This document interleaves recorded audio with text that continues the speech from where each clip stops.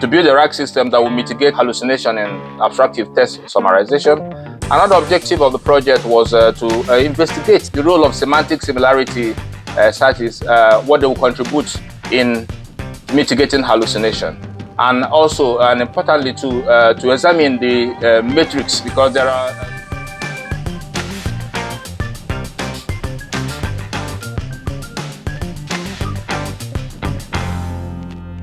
Hello everyone, welcome to our another episode of Project Spotlight, and I am Aarzoo, Teaching Fellow in Center of Excellence for Data Science, AI and Modeling, and we have got Chike here today with us. I'll let him introduce himself.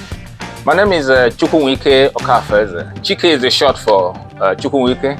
I am a project manager and data scientist. I recently completed my master's MSc program in Artificial Intelligence and Data Science at DAIM University of Hull. Okay, are you ready for the questions? I am. Okay. Yeah, so what inspired you to choose this project topic in AI and data science? Coming from my background from project management and law environment, in choosing my project, I had interest in working on a project that will answer pain points experienced in real life. For instance, in most law firms around the world, one of the challenges experienced is that of summarizing law documents. For instance, when judgments are delivered in court and it guides lawyers in their future work. So summarizing legal documents is a pain point, and I also notice same too in some other fields. So the need to solve one problem existing in the market inspired me in choosing the project, and it was an industry project sponsored by the DAIM UK. So I knew that there is a felt need in the market environment for summarization models that will reduce work being done by junior lawyers in the firms and help the overall progress of work in the firms. So that was a need when I saw the analyzing reducing hallucination in abstractive text summarization topic. I was like, this is one of the things I'm looking for, and I went for it. Yeah, great. So can you give us a brief overview of your project and the objectives? Centrally, the principal thing the project achieved was to develop a robust system that will mitigate hallucination in abstractive text summarization. And part of the objectives was to build a RAG system to build a RAG system that will mitigate hallucination in abstractive text summarization. Another objective of the project was to investigate, to find out what the role of semantic similarity searches, what they will contribute in mitigating hallucination.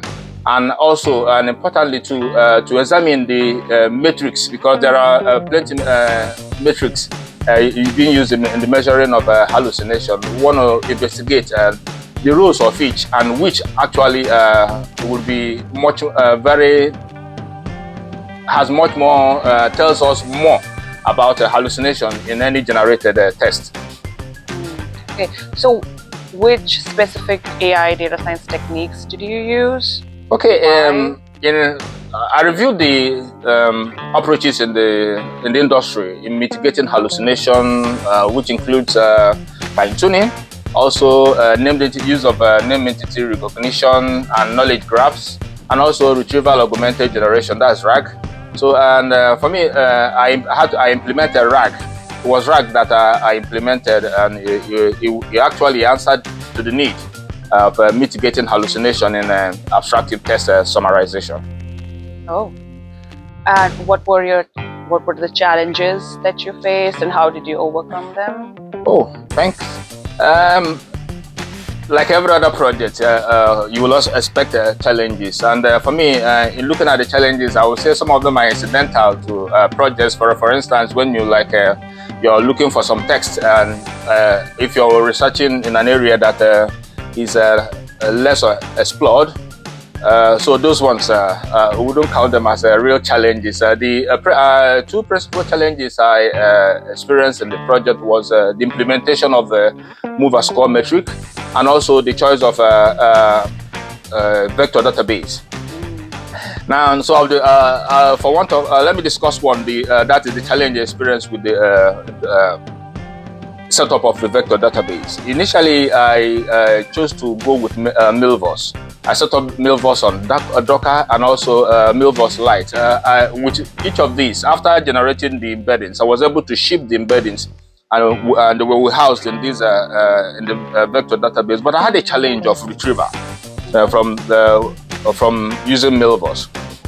So it was costing me time, because more than 2 weeks was coming back on the weekly review sessions with my supervisors. I had two supervisors anyway, and we were reporting on that. One time I can we use another? Asked myself, can we use another vector database? So I researched along, and I saw that plenty, while Milvus was also in use, plenty others were also using Pinecone vector database. So I resorted to Pinecone. Pinecone is a managed service, and the same day I got elected to use Pinecone. My first experience, I was able to ship embeddings to the vector database, and I was also able to retrieve. And the idea of solving is researching around and asking questions, and seeing that Milvus and my Pinecone have a comparative. There's a comparative advantage between the two. There was no and the Pinecone was also very good in helping for the semantic similarity side. So that was by asking around, researching, and that was how I was able to resolve the challenge with the vector database. Yeah, that's really interesting, because a lot of students these days are very much interested in LLMs and using RAGs and all these things, but they get stuck on, because there are so many options to choose from now, so many LLMs, so many of these vector databases, these different approaches. So like a follow-up question here might be, what would you advise them if a student is just starting their dissertation work in this area? What would you suggest them?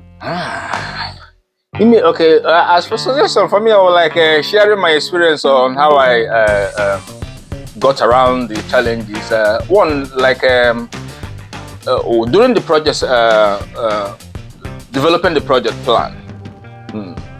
I've never worked with vector database, and I knew I had less knowledge in that area. For me, early in the day, I identified that as the critical part of the project. So I invested time, because once I know my ability to resolve an area that I know less about would help me meeting up with the project timeline. So I would say that people encounter challenges early enough in the project. You should be able to identify where you expect problems or challenges in your projects, and devote enough time to that, because resolution of the critical part, that is where you expect much of the problem, or where you expect to devote most of your time, especially areas you are less familiar with. And also the need to do your research, read around, see what others who have done what you are doing in the past, what they use. Because it was in the area during that time that I was like, okay, there are many others who are also, many persons who have also implemented the RAG and have also used a Pinecone. And I also saw some advantages with the Pinecone database, the ease of the some.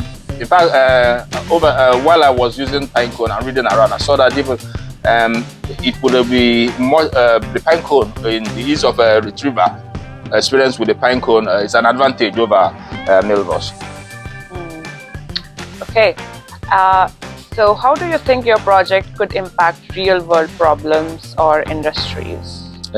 Well, I think as in it's actually already is already answering to pain points. For instance, like with my law background, it's already answering to pain points because law firms on a daily basis there are summarization actually happens, and because especially in common law countries where you have a judicial precedent for new judgments usually take cognizance of judgments already existing. So summaries of this will have to, once the case clients come and cases are much similar cases that have been the courts have made pronouncements on. So summaries of the junior lawyers will perform the summaries. But with this now, will be a system that could be deployed and used in some of these areas, in law, in finance, also in medicine, because the patient, the summaries of the patient case histories will also be necessary. And the retrieval augmented generation is very useful in this sense because the dynamism of RAG is something that will be helpful, especially managing the cases of patients, because the cases of patients don't remain static.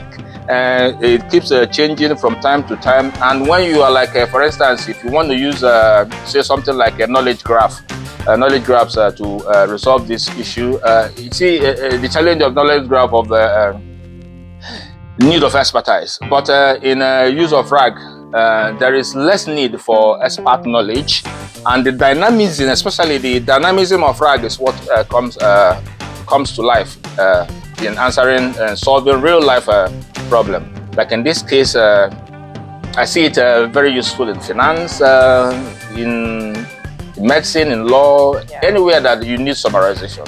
Yeah, great. Were there any surprising findings or insights that emerged from your work?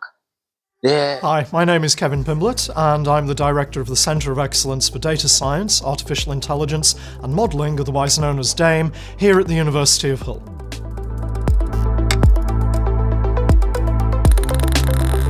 We run an MSc conversion course in Artificial Intelligence and Data Science here at the University of Hull.